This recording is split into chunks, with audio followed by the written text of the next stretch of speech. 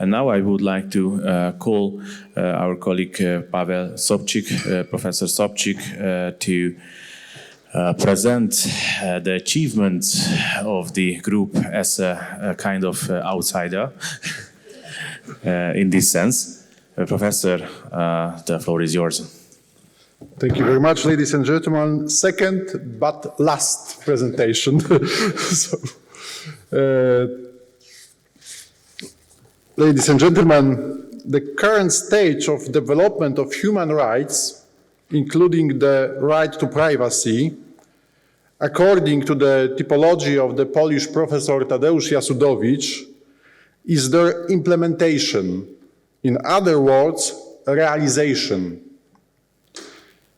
In a nutshell, after idealization, conceptualization, normativization, constitutionalization and internationalization, the real protection of freedom and human rights is of key importance for the individuals and communities. The key at this stage of the development of legal awareness is the ability to know and exercise freedom and rights so that they are not only theoretical or illusory, but practical and effectiveness. This, of course, also applies to the right to privacy. In modern literature, to put it simply, we can see two approaches to the right to privacy. According to the first, there is a need to increase the scope and forms to the level of privacy protection. Therefore, in the instruments of international law and in the constitutions of modern states, not only the right to privacy in general is granted, but also its various aspects: the privacy of personal, the privacy of family, the privacy of professional life. What's more, we notice in various constitutions adopted at the end of the 20th century a tendency to selected aspects of privacy, such as protection of personal data, freedom and protection of the secrecy of communication, inviolability of housing and others. According to the second approach to the right to privacy, there are numerous restrictions on the sphere of privacy, especially by the state, justified by the need to protect such values as state security, public order, protection of public health, and others. We have experienced this approach to privacy in our countries in the fight against the COVID-19 pandemic. However, we must not forget about the restriction of privacy due to other individual rights, such as the right of information. With this in mind, a key question can be asked: is there anything else important to be written about the right to privacy? I repeat this question. Is there anything else important to be written about the right to privacy? Yes. If you take on a team of researchers, such as those working in the international team Right to Privacy, established as part of the Central European Professor Network project by the Central European Academy University of Miskolc. A team of eminent scientists conducted research on the right to privacy in the digital age under the direction of Professor Marcin Wielec. The results is a book prepared by Central European Academic Publishing in cooperation with the Budapest-based Ferenc Mádl Institute of Comparative Law. The publication will be published as part of the studies of the Central European Professors Network, whose editor-in-chief of the series is Professor János Ede-Szilágyi, head of the Ferenc Mádl Institute of Comparative Law, Professor University of Miskolc. Dear Professor, dear Ede, congratulations on your choice of issue. Today, we cannot pick up this book. But let me say a little about it at the invitation of the conference organization. The book, which I have to tell you, is like a fern flower. Fern flower, that's what we say in Poland. People talk about her, but they haven't seen her. But I read raw version, manuscript of this book, so I can speak you something about this.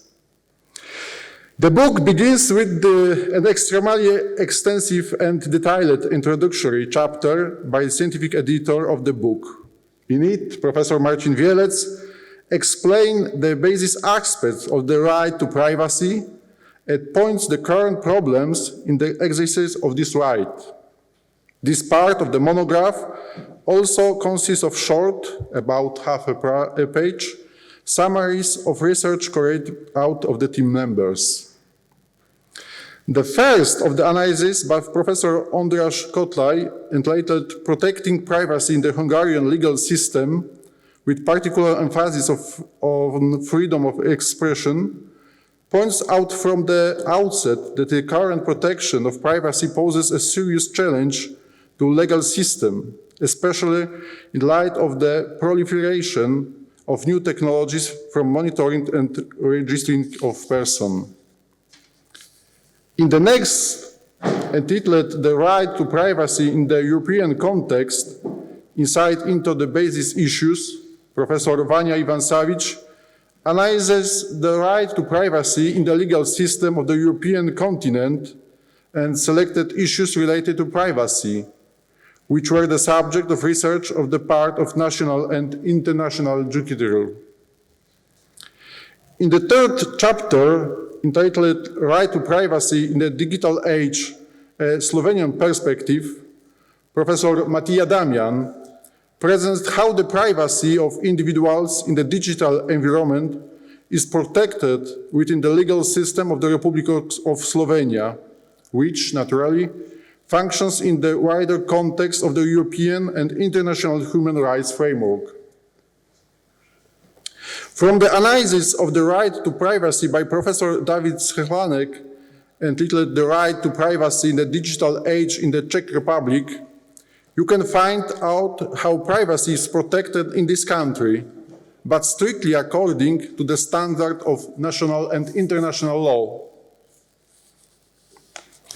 In the next analysis, entitled Privacy and Data Protection in Serbian Law, Challenges in the Digital Environment, Professor Dusan Popovic pointed out that the concept of privacy in Serbian law is a relatively new and modern concept. The analysis entitled The Right to Privacy in the Digital Age from the point of view of the Slovak legal order was presented by Professor Katarzyna Szmigowa. First of all, the concept of privacy and its context are analyzed as well as the challenges related to this concept in the context of the digital world. Professor Marta Dragicevic-Preniac, in her chapter entitled The Report on Privacy and Criminal Law in Croatia, Criminal Offenses Against Privacy in the Croatian Legal System, indicates that although technology is something extremely positive, it also has its dark side. The last, but not least, analysis is the research by Dr. Bartłomiej Oręziak from Poland, entitled The Right to Privacy in the Digital Age, Perspective of the Republic of Poland. This study deals with the analysis of the right to privacy in the digital age from the perspective of the Polish normative system. This all analysis carried out allow us to formulate several general conclusions. For the legal system of the Central European countries, it is important to regulate the right to privacy at the constitutional level, with all the consequences that this entails. Regardless of the international and constitutional guarantees of the status of the individual, the development of modern technologies, digitalization, is an extremely important challenge for the protection of the right to privacy. It is much easier to acquire data, process, sell, and others. On the other hand, in the area of digitalization, it is easier to limit privacy due to the protection of values such as state security, public, or health. The restriction of privacy may take place, for example, through the various types of application for smartphone or COVID passport in an electronic version. For the right to privacy, it will be very dangerous to implement ideas like only electronic money and control of cold trace. As it turned out, more than 130 years after Samuel D. Warren and Louis Brandeis wrote a piece about the right to privacy, prominent scientists from Central Europe have a lot to say about it. Congratulations. Finally, I hope that your big effort will be used by legislators in our countries to create better rights related to the right to privacy. Hominum causa omne ius constitutum sit. Definitely worth it. Thank you very much.